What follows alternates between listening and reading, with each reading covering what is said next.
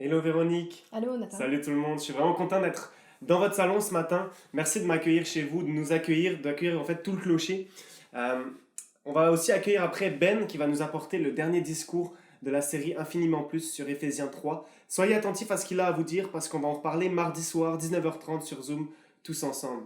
Oui, et vendredi de cette semaine, nous rassemblons sur Zoom encore pour avoir un temps, un petit temps aussi avec les enfants et puis un temps entre nous. Alors, vendredi soir de 7h30 à 8h30, c'est un rendez-vous. Ouais, et dans 10 jours, le 1er juillet, on va se retrouver aussi plusieurs fois dans la journée à l'occasion d'une journée de jeûne et prière pour bien commencer le mois de juillet, pour commencer l'été, pour discerner aussi c'est quoi la volonté de Dieu pour tout notre été en fait, en Mhm. tant qu'Église, le clocher, mais aussi en tant qu'individu. Et c'est ça, on a besoin de la volonté de Dieu, du discernement et de qu'est-ce qu'il veut pour nos vies, pour cet été. Le but, c'est qu'on va chacun chez soi jeûner et prier, mais on va se rencontrer à plusieurs heures dans la journée Mm. pour se réunir sur Zoom et prier ensemble les uns pour les autres.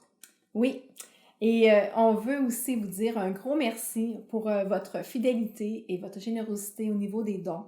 Euh, on est vraiment reconnaissant de tout ce qui se passe à travers votre famille d'église qui est le clocher. Alors, le clocher vous dit un gros merci. Et pour ceux et celles qui veulent donner, on a un lien ici qui apparaît. Vous allez sur ce lien et puis vous allez sur le clocher et puis vous donnez. Merci beaucoup encore. Hey, bon dimanche à tous, bon Bon dimanche dimanche. Véro. Bonjour tout le monde, on est vraiment content de vous voir. On est vraiment heureux que vous soyez avec nous aujourd'hui pour qu'on puisse partager la parole de Dieu ensemble. Donc, si vous êtes nouveau, si c'est la première fois que vous vous connectez avec nous, mettez-vous à l'aise, mettez-vous confortable. Il n'y a pas de gêne dans votre salon, de notre salon à votre salon. Et on est déjà rendu à la troisième de la série Infiniment Plus. Et que ça passe vite. Déjà trois semaines qu'on est dans cette série-là. Si vous avez manqué les deux premiers et vous voulez les voir, on vous encourage d'aller sur YouTube, marquer Le Clocher et vous allez trouver notre chaîne de publication. Vous allez pouvoir écouter Éphésiens 1, Éphésiens 2 avec Nathan qu'on a vu la semaine passée. C'était excellent. Donc, on vous encourage à aller les écouter. Et aujourd'hui, on va se concentrer sur le troisième chapitre du livre des Éphésiens. Et en commençant, j'aimerais lire le premier verset et le 13e verset du chapitre 3. Ça va être les 13 versets qu'on va voir ce matin. Donc, on va lire le verset 1 et le verset 13. Moi, Paul, je suis le prisonnier de Jésus-Christ pour vous, les non-juifs. Et le verset 13. Aussi, je vous demande de ne pas perdre courage à cause des souffrances que j'endure pour vous. Elles sont votre gloire. Ça commence assez difficilement, hein? Prisonnier, perdre courage, souffrance. C'est pas tellement des mots très encourageants pour une série qui s'appelle Infiniment plus. Moi qui suis le prisonnier, je vous demande de ne pas perdre courage, moi qui souffre. Mais ça fait partie de la réalité de l'apôtre Paul. L'apôtre Paul est en prison, il souffre et l'Église est sur le bord de perdre courage. Mais c'est quand même drôle au verset 1 qui est écrit de la part de Paul, apôtre de Jésus-Christ. Non, ça c'est chapitre 1. Chapitre 3. Moi, Paul, je suis le prisonnier de Jésus-Christ. Pourtant, c'est les Juifs qui l'ont accusé. Pourtant, l'apôtre Paul est capturé par les Romains dans une prison romaine. Et l'apôtre Paul a même appelé à César. Ultimement, il y a juste César qui peut le libérer de la prison. Mais l'apôtre Paul dit, je suis le prisonnier de Jésus-Christ. Pas des Juifs, pas des Romains, et même pas de César. Je suis déjà étonné de voir la confiance que l'apôtre Paul a envers son Père Dieu, envers les circonstances. Et même là, cette semaine, quand je préparais ce discours, je me suis posé la question, est-ce qu'on est vraiment en confinement à cause d'un virus? Ou on pourrait dire comme l'apôtre Paul, nous qui sommes en confinement grâce à Dieu. C'était vraiment une question, puis je ne suis pas revenu à une réponse, mais je vois cette confiance-là que l'apôtre Paul a envers Dieu. Vision de son entourage, vision des circonstances. Déjà, c'est super bon, on voit que l'apôtre Paul a confiance envers toutes ces circonstances-là, même s'il est en prison, même s'il souffre, même si l'Église est en train de perdre courage. Paul est en prison. Mais c'est une bonne question. Pourquoi l'apôtre Paul est en prison? Dans le livre des Actes, on voit que l'apôtre Paul a apporté un non-juif dans le temple, et les Juifs l'ont accusé d'apporter un non-juif dans le temple. Mais c'était une fausse accusation. En fin de compte, il n'a pas apporté de non-juif dans le temple. Mais est-ce si grave que ça, d'apporter un non-juif dans le temple? Pour comprendre, il va falloir faire des illustrations ici. Voyez-vous, il y a un grand rectangle qui signifie le temple. Et ça, c'est tout l'espace où toutes les nations peuvent venir pour prier, célébrer, chanter Dieu. Mais à l'intérieur du temple, il y a un autre temple. Et ce temple-là, on l'appelle le temple juif. Dans ce petit rectangle, les non-juifs n'ont pas le droit de rentrer. Il y a une clôture avec 12 entrées. Après avoir franchi cette clôture-là, on a 8 marches pour monter au temple juif. Et on a un mur qui entoure ce temple. Et dans les 12 entrées des clôtures, on a mis une pancarte et on a découvert de ces pancartes-là, on a mis des pancartes qui disent environ que nul non-juif ne peut pénétrer dans cette enceinte. Et si un non-juif le fait, il sera responsable de sa propre mort. Bienvenue à l'Église. Donc, on a ce temple-là juif. Et même dans le temple juif, voyez-vous, il y a une séparation en plein milieu. À l'entrée, il y a tout l'endroit où les femmes juives et les enfants juifs peuvent se tenir. Et à l'autre extrémité, on a toute la section où les hommes juifs peuvent aller prier. Donc, il y a un grand mur de 20 pieds de haut qui sépare le côté des femmes juives et des hommes juifs. Et même dans la section des hommes juifs, il y a un autre bâtiment qu'on appelle le lieu saint. Et il y a seulement les sacrificateurs qui peuvent rentrer dans ce lieu-là. Les sacrificateurs, c'est quoi? C'est comme des curés, des pasteurs, des personnes qui travaillent à temps plein pour Dieu. Donc, on a le temple juif, on a la section des femmes, la section des hommes. Et dans la section des hommes, il y a un autre temple qu'on appelle le lieu saint. Et même le lieu saint est séparé en deux par un grand rideau. Il y a le lieu saint, où les sacrificateurs peuvent prier, donner des offrandes, faire brûler de l'encens. Et il y a le lieu saint,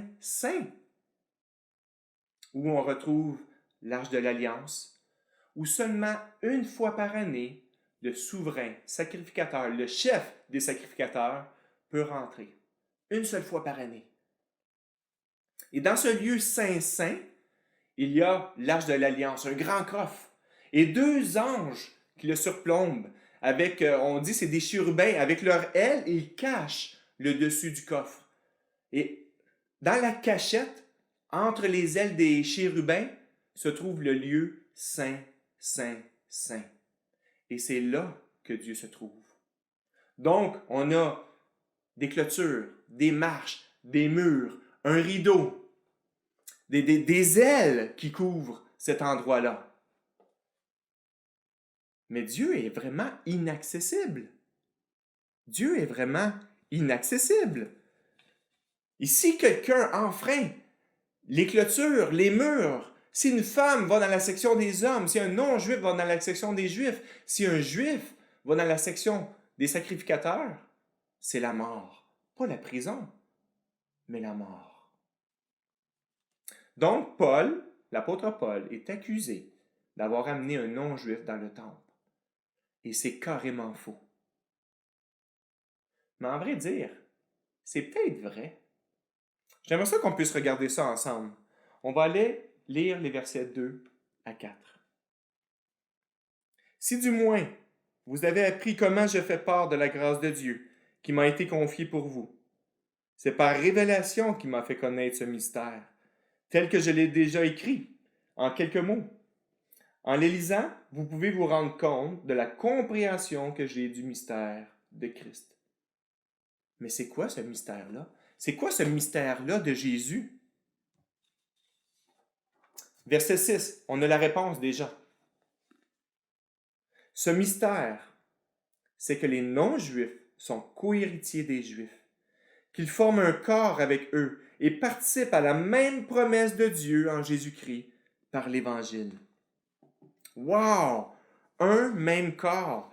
L'apôtre Paul est en train de dire que ce mystère-là, le plan de Dieu, c'est que les non-juifs et les juifs puissent former une seule nation. C'est marqué le mot corps ici, mais c'est vraiment une nouvelle nation.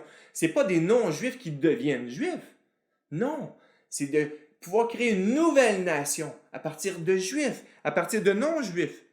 Et cette idée est vraiment révolutionnaire pour les juifs de l'époque. Et cette idée-là est même vraiment révolutionnaire pour l'époque d'aujourd'hui. De dire que des Arabes, que des Québécois, que des Africains, que des Japonais, etc., peuvent former une nouvelle nation, unie, un seul corps, fusionnée. Toutes les nations réconciliées avec Dieu. Et toutes les nations ont un accès au temple. Et pas juste au temple, au lieu saint, au lieu saint, au lieu saint. Ça veut dire qu'une femme, par exemple, une fille polonaise de 10 ans, non juive, peut rencontrer directement Dieu, aller dans le lieu saint. Voici l'enseignement de Paul. Qui que tu sois qui nous écoute aujourd'hui, qui nous écoute présentement, il est possible pour toi de rencontrer Dieu directement, sans clôture, sans rideau, sans peine de mort. Mais quand Paul enseigne ça, ça fait 4000 ans qu'il y a ces clôtures et ces murs. Mais Paul dit qu'on a les mêmes avantages que le souverain sacrificateur. Même on a plus d'avantages, parce que lui, il pouvait y aller une seule fois par année. Aller chercher, rencontrer Dieu et demander cette puissance-là et cette bénédiction de Dieu pour sa nation et pour son peuple. Mais nous, on peut y aller plusieurs fois par jour. Comment c'est possible? Comment c'est possible? Paul. Moi, je vais écouter Paul parce que je veux savoir comment c'est possible. Parce qu'on vous le dit, depuis votre salon, vous pouvez rencontrer Dieu et aller dans ce lieu saint. Verset 5. Il n'a pas été porté à la connaissance des hommes des générations passées, comme il a maintenant été révélé par l'Esprit et à ses saints apôtres et ses prophètes. Ce mystère de la réconciliation des Juifs et des non-Juifs en un seul corps, cet enseignement-là que Paul est en train d'enseigner, on l'appelle l'Évangile de la réconciliation. Et c'est quelque chose qui existe depuis toujours. Et c'est vraiment une bonne nouvelle. Par exemple, voici ce que Dieu dit à Abraham dans Genèse 12:3. Je bénirai ceux qui te béniront, et je maudirai ceux qui te maudiront, et toutes les familles de la terre seront bénies en toi. Voici une promesse que Dieu a donnée à Abraham 1800 ans avant Jésus. Que toutes les familles de la terre seront bénies de cette promesse-là que Dieu a donnée à Abraham. Wow! Les Juifs pensaient que Dieu les bénissait eux seulement. Mais non, Dieu a toujours voulu bénir toutes les nations. Toutes les familles de la terre. Peu importe ton origine, tu as le droit d'avoir accès à Dieu.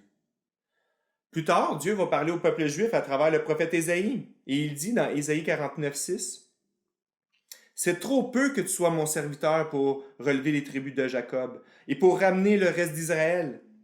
C'est trop peu de ramener juste les Juifs. Je t'établis pour être la lumière des nations, pour apporter mon salut jusqu'aux extrémités de la terre. » Qu'est-ce que Paul enseigne? C'est que Dieu, depuis toujours, veut être accessible. Et ça t'inclut toi. Ça t'inclut toi. Dieu veut se rendre accessible par toi. Dieu veut te parler. Dieu veut que tu lui parles. Et comment c'est possible? Galates 3,29 nous dit, « Si vous appartenez à Christ, vous êtes donc les descendants d'Abraham et vous êtes héritiers conformément à la promesse. » Le plan de Dieu, c'est de former une grande famille. Non-juifs, juifs, toutes les races, tous les genres, toutes les nations, une seule famille qu'on appelle Église. Et les Juifs disent, non, non, non, c'est pas possible. On ne peut pas partager notre Dieu, cette puissance-là, le Dieu qui nous a libérés depuis des décennies, des millénaires, ce Dieu tout-puissant. On ne veut pas le partager. Verset 8. Moi qui suis le plus petit de tous les saints, j'ai reçu la grâce d'annoncer parmi les non-juifs les richesses infinies de Christ et de mettre en lumière pour tous les hommes comment se réalise le mystère caché de toute éternité en Dieu, qui a tout créé par Jésus-Christ. C'est en Jésus que ce plan de Dieu se réalise. L'apôtre Paul nous dit que par Jésus, ce plan-là, d'unifier toutes les nations, toutes les ethnies, les genres, en une seule famille qu'on appelle l'Église, c'est possible avec Jésus. Ce mystère, c'est quoi? Et Paul le développe aussi dans d'autres lettres qu'il envoie à d'autres villes, comme à la ville de Colosse. Colossiens 1,20 nous dit, « Il a voulu par Christ tout réconcilier avec lui-même, aussi bien ce qui est sur la terre que ce qui est dans le ciel, en faisant la paix à travers lui, par son sang versé sur la croix. Et vous étiez autrefois étrangers et ennemis de Dieu par vos pensées et par vos œuvres mauvaises. Il vous a maintenant réconciliés par la mort de son Fils, dans son corps de chair, pour vous faire paraître devant lui saint, sans défaut et sans reproche. » Seul un être parfait peut se présenter devant Dieu sans mourir. C'est pour ça que les Juifs avaient mis des clôtures, des rideaux, des marches, des bâtiments, d'autres murs. Nous, imparfaits que nous sommes, on n'a pas accès à Dieu. Mais Jésus, lui, était un homme parfait. Et lui seul avait accès à Dieu. Et Jésus nous offre un échange. Sa perfection en échange de notre imperfection. Jésus, maintenant rendu imparfait de notre imperfection, s'il devait se présenter devant son Père Dieu, il devait mourir. Et c'est exactement ce qui est arrivé. Jésus est mort sur la croix et son sang a coulé. Mais nous qui avons accepté cet échange-là, maintenant qu'on est revêtus de la perfection de Jésus, nous pouvons aller voir Dieu le Père d'une façon confiante. On peut le rencontrer, lui, qui est dans le lieu saint, saint, saint. Et justement, à la mort de Jésus, quand Jésus est mort sur la croix, il nous est dit dans la Bible qu'il y a eu des tremblements de terre, il y a eu les ténèbres, même sur la terre. Et le rideau qui sépare le lieu saint du lieu saint, saint dans le temple, s'est déchiré en deux. C'est comme si Dieu, à la mort de Jésus, avait déchiré ce rideau-là et il disait « Bienvenue ». Maintenant, j'en veux plus de clôture. Maintenant, j'en veux plus de murs. Maintenant, je veux plus qu'on tue les gens pour venir me voir. Maintenant, tu es le bienvenu en Jésus, grâce à Jésus. Verset 12 nous dit, c'est en Christ, par la foi en lui, que nous avons la liberté de nous approcher de Dieu avec confiance. Pas avec notre propre confiance parce qu'on est des bonnes personnes, mais avec la confiance de Jésus. Nous qui par la foi avons fait cet échange-là avec Jésus, on peut maintenant venir voir Dieu avec confiance, sans avoir peur d'être mis à mort, sans avoir peur d'être emprisonné. Jésus nous donne accès à Dieu par la foi.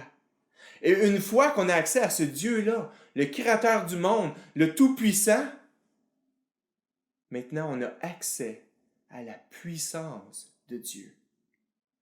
Les versets 20 et 21 qui concluent ce chapitre-là nous dit « À celui qui peut faire, par la puissance qui agit en nous, infiniment plus que tout ce que nous demandons ou pensons. » Wow! Infiniment plus. Avoir accès à la puissance de Dieu. Maintenant qu'on peut rencontrer Dieu, lui parler et lui nous parler, on a accès à la puissance de Dieu qui agit en nous.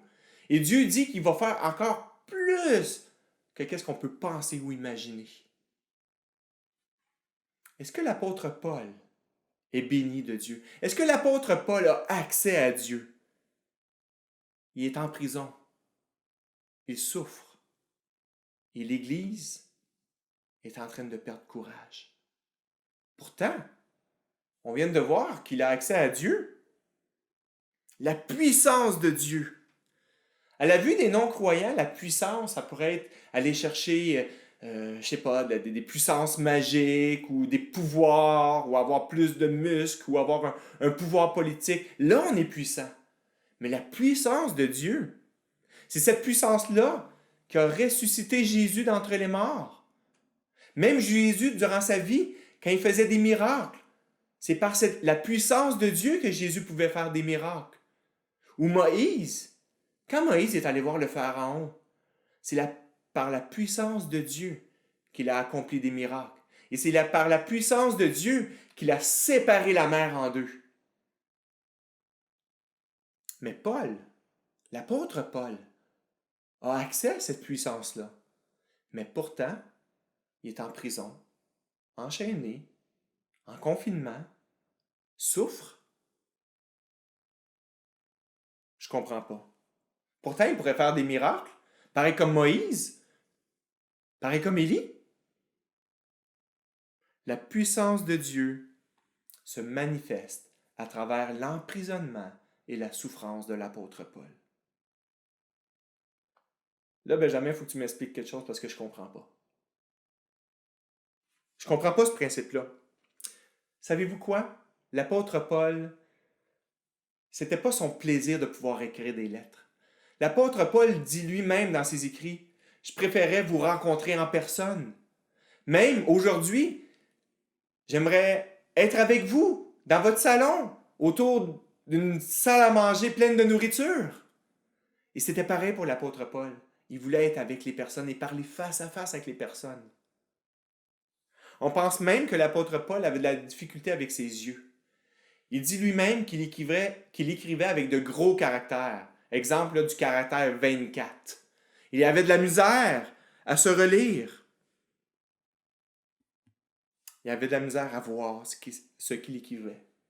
Mais Dieu l'a forcé à s'arrêter. L'a forcé à écrire des lettres. Et à cause de cela, nous avons ces écrits aujourd'hui.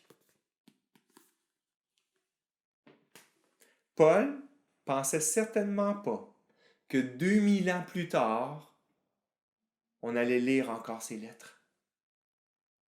Dieu a fait infiniment plus avec l'apôtre Paul que lui-même pensait, voyait ou imaginait.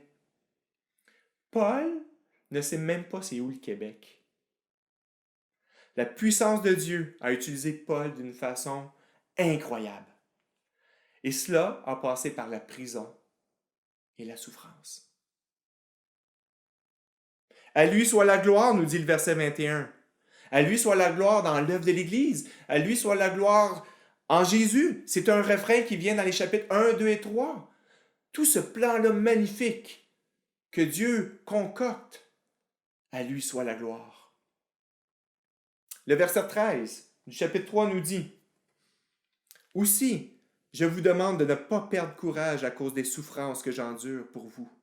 Elles sont votre gloire. » Perdre courage. Es-tu le bord de perdre courage? Es-tu le bord de tomber? Ça nous arrive, ça. Ça m'arrive. Mais la foi est là. La foi, c'est quoi? Espérer et croire dans des choses qu'on ne voit même pas. Le clocher, c'est quoi le signe que nous avons accès à Dieu dans le lieu saint, saint, saint?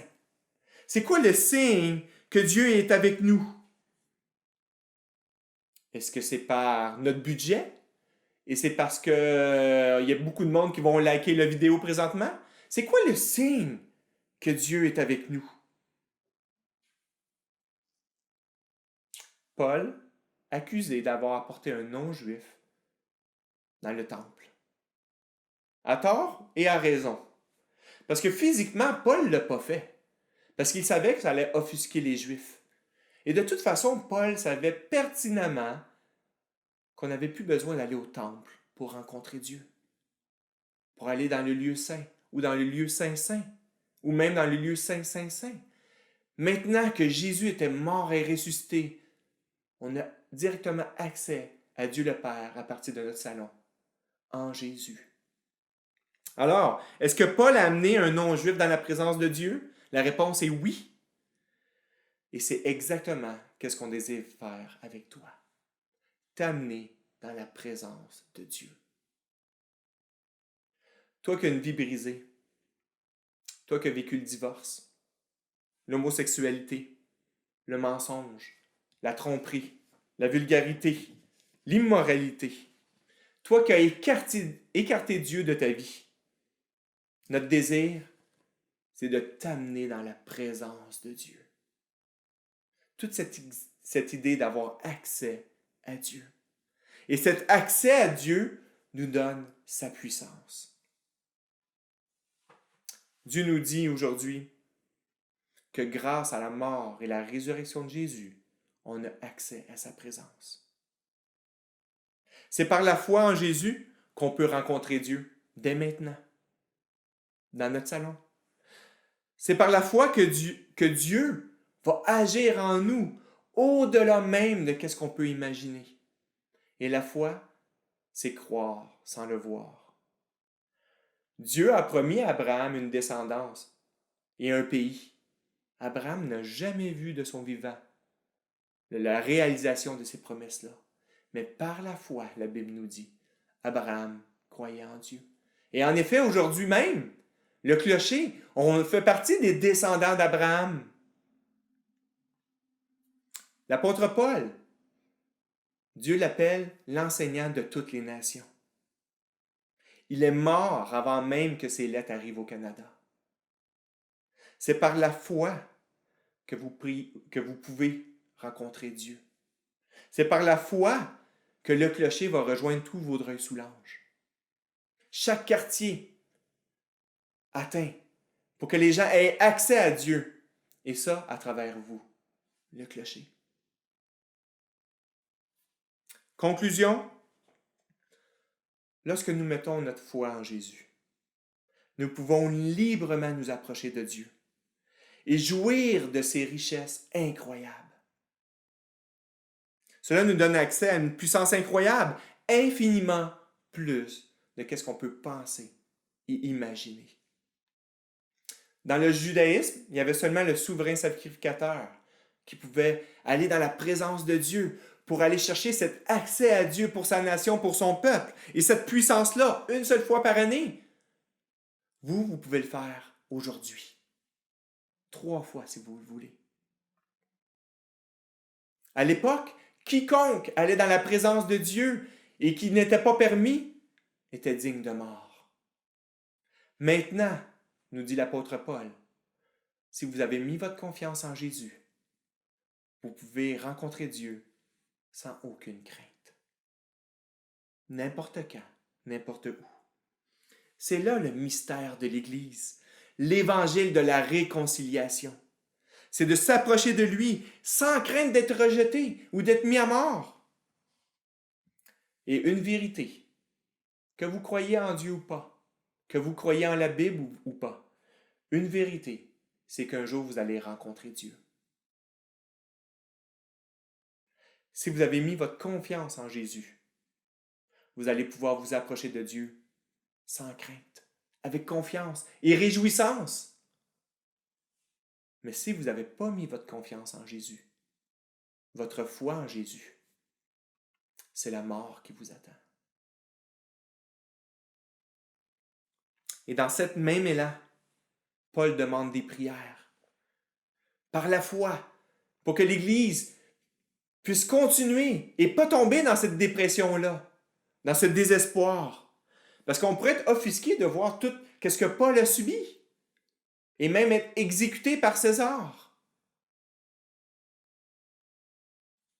La foi, c'est de croire en Dieu et croire que Dieu va faire infiniment plus que nous pouvons imaginer.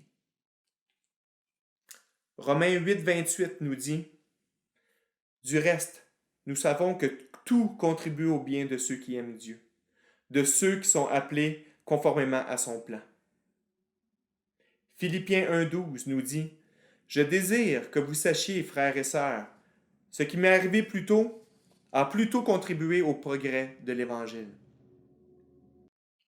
Avoir accès à Dieu, avoir accès à la puissance de Dieu, à la présence de Dieu. Le pouvoir d'être utilisé par Dieu d'une façon incroyable, au-delà même de ce qu'on peut imaginer ou penser. La foi. Le clocher, nous prions que Dieu augmente notre foi. Pas que Dieu nous fasse grandir en nombre ou augmente nos nombres de likes sur YouTube. Non. Verset 20 nous dit « À celui qui peut faire par la puissance qui agit en nous, infiniment plus que tout ce que nous demandons ou pensons. » Ce que Dieu peut faire à travers nous, son Église, tellement plus de ce qu'on peut même demander. Et pas individuellement. Le verset 21 nous dit « À lui soit la gloire dans l'Église. » Cet accès à Dieu-là, cet accès à cette puissance de Dieu-là, il l'a donné à l'Église par la foi. Tu sais, cette puissance de devenir une seule famille, plusieurs races, plusieurs ethnies. Avez-vous cette foi? Sinon, on va vous demander de nous contacter, soit par Facebook, Le Clocher, soit par YouTube, Le Clocher aussi, ou par courriel, égliseleclocher@gmail.com. Écrivez-nous, parce que nous existons pour le ministère de la réconciliation, de réconcilier les gens avec Dieu. Nous voulons donner accès à Dieu et à vous depuis votre salon. On aimerait ça vous rencontrer, vous appeler, vous écrire pour vous donner accès à Dieu.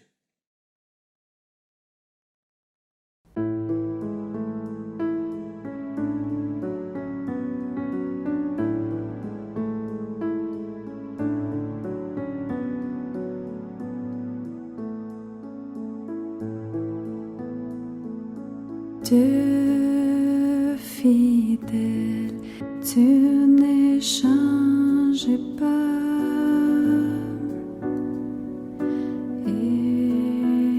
Éternel, mon rocher, ma paix, Dieu puissant, je m'appuie sur toi.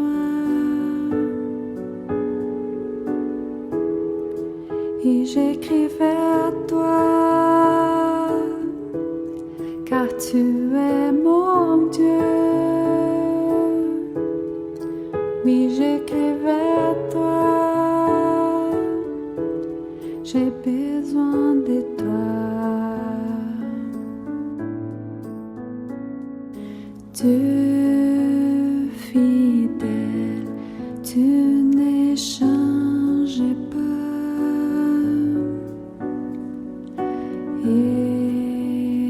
Éternel, mon rocher,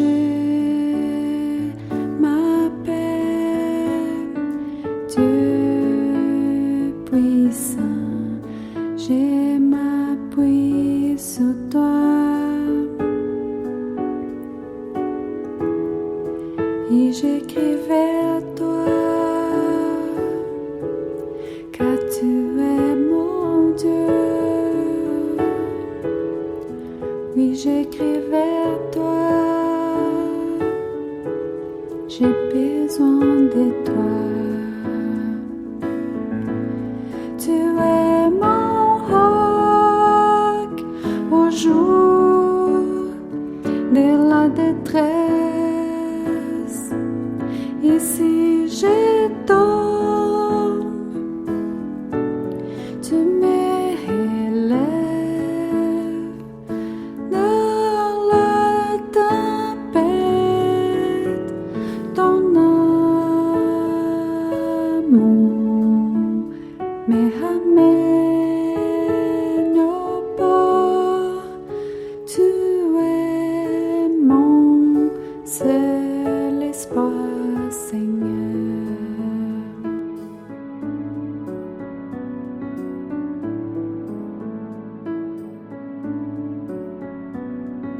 Dieu fidèle, tu ne changes pas.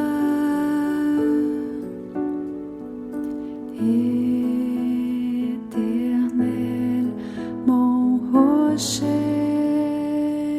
ma paix. Dieu puissant, je m'appuie sur toi.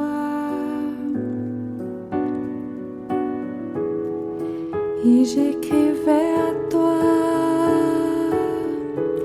car tu es mon Dieu. Oui, j'écrivais à toi, j'ai besoin de toi. Tu es mon roc au jour de la détresse. Et si je tombe, tu m'élèves dans la tempête. Ton amour me ramène au port. Tu es mon seul espoir, Seigneur.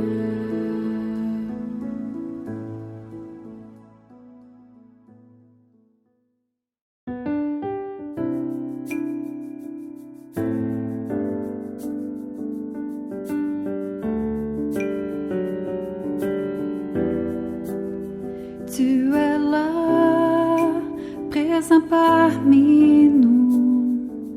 Je t'adore, je t'adore. Tu es là, agissant parmi nous. Je t'adore, je t'adore. Tu traces un schéma au Père des miracles, tu t'es tes promesses, lumière dans les ténèbres, mon Dieu, c'est ce que tu es. Tu traces un schéma au Père des miracles, tu t'es tes promesses, lumière dans les ténèbres, mon Dieu, c'est ce que tu es. Tu es là, transformant nos cœurs. Je t'adore, oui, je t'adore. Tu es là, guérissant nos cœurs. Je t'adore, je t'adore. Tu traces un schéma au Père des miracles, tu tiens tes promesses, lumière dans les ténèbres, mon Dieu, c'est ce que tu es. Tu traces un schéma au Père des miracles, tu tiens tes promesses, lumière dans les ténèbres, mon Dieu, c'est ce que tu es.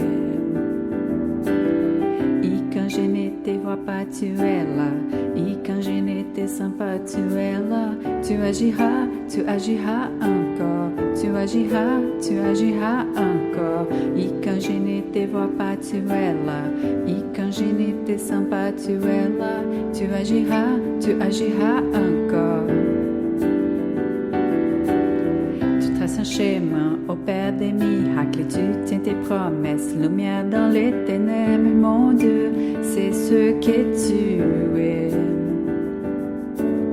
Tu traces un schéma au Père des miracles, tu et tes promesses, lumière dans les ténèbres, mon Dieu, c'est ce que tu es, c'est ce que tu es, c'est ce que tu es, c'est ce que tu es, c'est ce que tu es.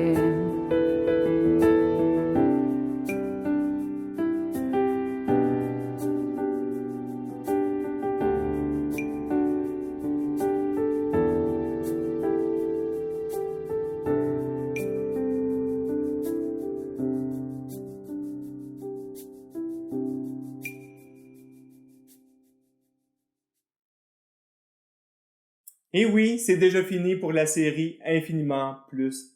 Mais on était vraiment contents de que vous soyez été des nôtres avec nous, nous écouter, nous écrire. On était vraiment joyeux de partager Éphésiens 1, 2 et 3 avec Nathan et toute l'équipe. Ça nous fait vraiment de la peine de terminer cette série-là. On aurait voulu continuer.